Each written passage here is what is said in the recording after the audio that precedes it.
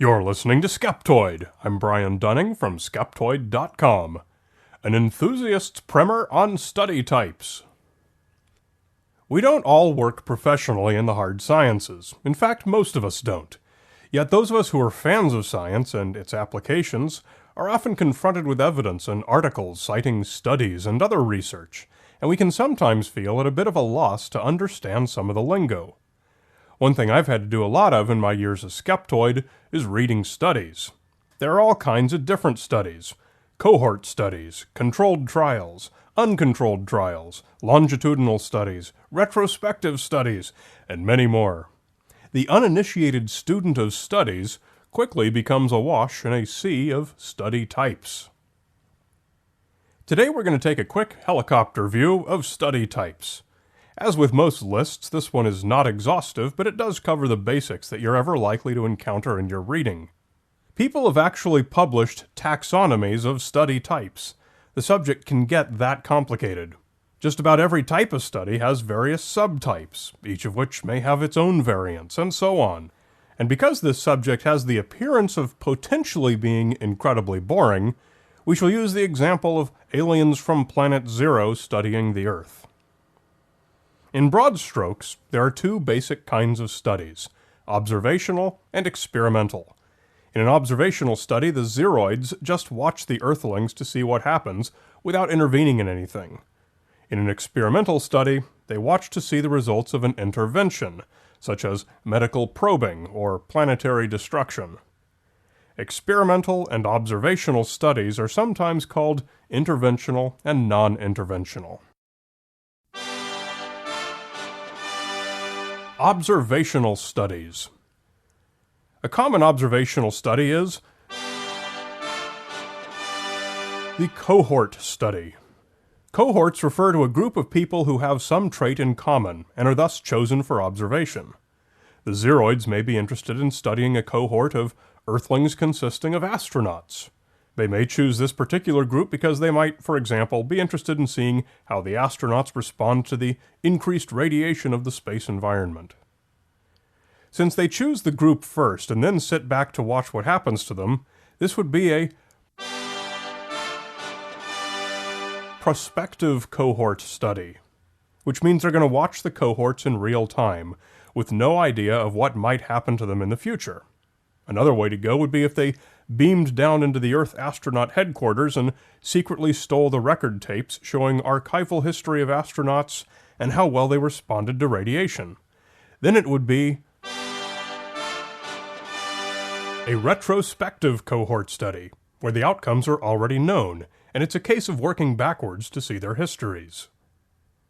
If the Planet Zero scientists wish to compare the astronauts to another group, for example, people in Ecuador who are well shielded from radiation by the atmosphere, they might choose to make it a concurrent cohort study, which is when two or more groups of cohorts are studied to compare their results to one another. This might allow the zeroids to learn that people in Ecuador suffer fewer ill effects from radiation than astronauts. Now suppose that one of the Planet Zero researchers points out that evolution in spaceship design over the decades might be giving the astronauts more or less protection. They might elect to perform a non-concurrent cohort study, in which they look at astronaut data from their stolen tapes to compare astronauts from the 1970s with astronauts from the 2000s. As it may turn out, the zeroids might discover that some humans spontaneously sublimate from a solid to a gaseous cloud of molecules, a phenomenon that they've seen before on some of their other planetary travels. They might like to find out the cause of this, because the ability to induce such a reaction might come in very handy for their invasion plans.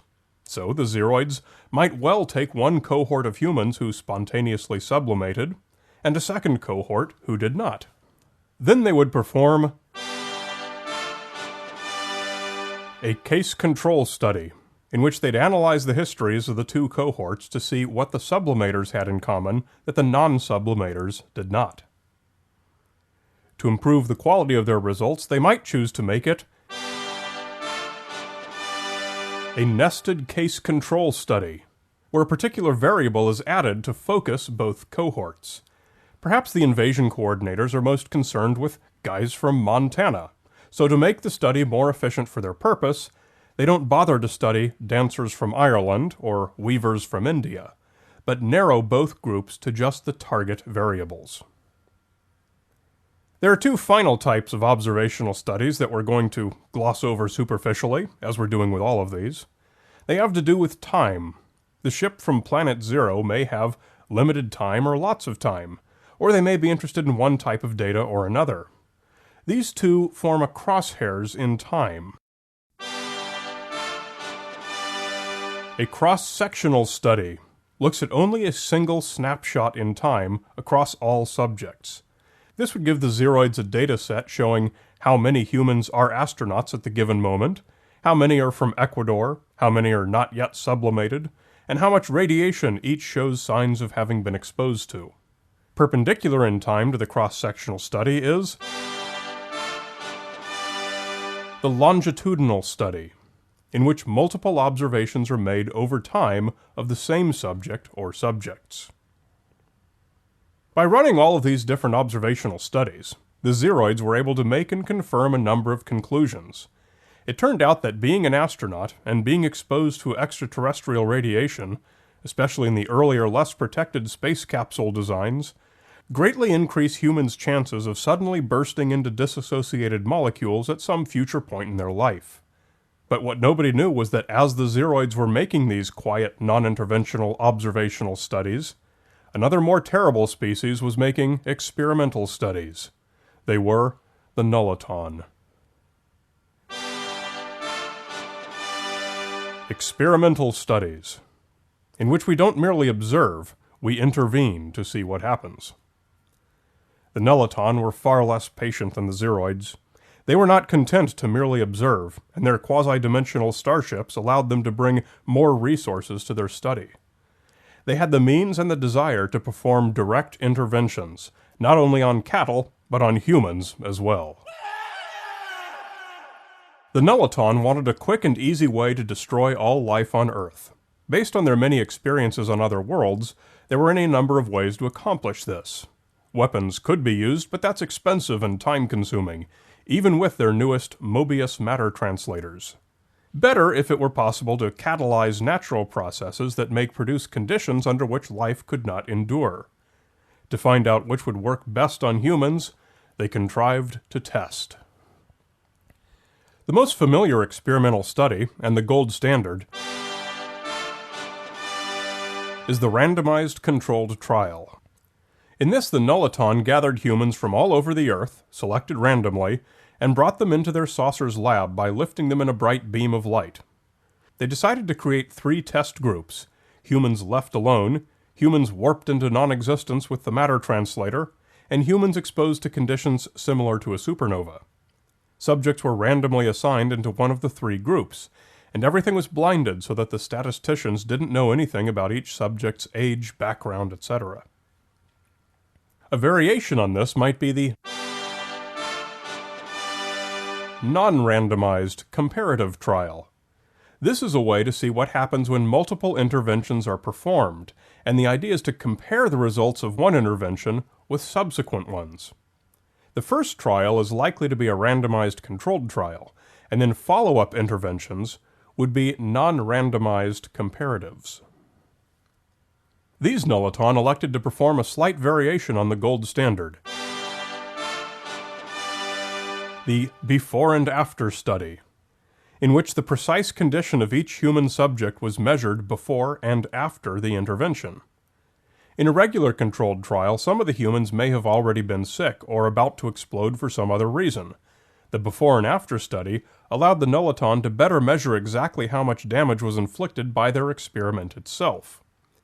If one particular subject had 0 damage before and another had +5 damage, then having performed the before and after, let the nulliton know how much damage was pre-existing.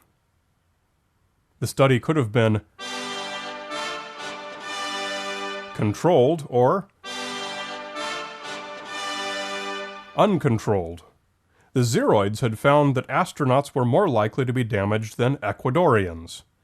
The nulliton could have controlled for this factor by counting astronauts and Ecuadorians separately, or their analysis could have been uncontrolled for this variable, by lumping everyone into a group and only looking at the cumulative data. Either a controlled or uncontrolled study might have been best for the nulliton, depending on whether they intended to try and inflict extra damage on those who were least susceptible, or whether they wanted a single attack type to take care of everyone. Using historical controls would have been another option. Say the nulliton had discovered through observation that astronauts typically explode 1/10 of the time after a spaceflight. They can use this as a historical control, against which they can compare their experimental group, all of whom get exposed to the matter translator, in which 90% of astronauts explode. Since they have the historical data, there's no need to run a current control group. They could also run this using external controls, which is the employ of controls that are outside of the study. For example, they could look at astronauts currently flying on missions and watching how many of them explode afterward. Their choice might be based on the availability of the historical records, or based on the expense and resources needed to make the external observations, but either way, that control group is compared to their experimental group. Either way, the nulliton discover that their weapons systems should have no trouble disabling the bulk of the human race. But anyway, what ended up happening is that the Zeroids and the nulliton both arrived at about the same time from opposite sides of the Earth, and as soon as they detected one another, they opened fire and fell victim to mutually assured destruction. The few survivors who floated to Earth in their escape capsules quickly died of viral infections, and thus the Earth was saved. It all goes to show that even with the best study design, there's no guarantee that your intervention is going to work, or that your observational studies will end up matching the eventual outcome. Had either the Zeroids or the nulliton listened to Skeptoid, both might have been saved. You're listening to Skeptoid, a listener-supported program. I'm Brian Dunning from Skeptoid.com.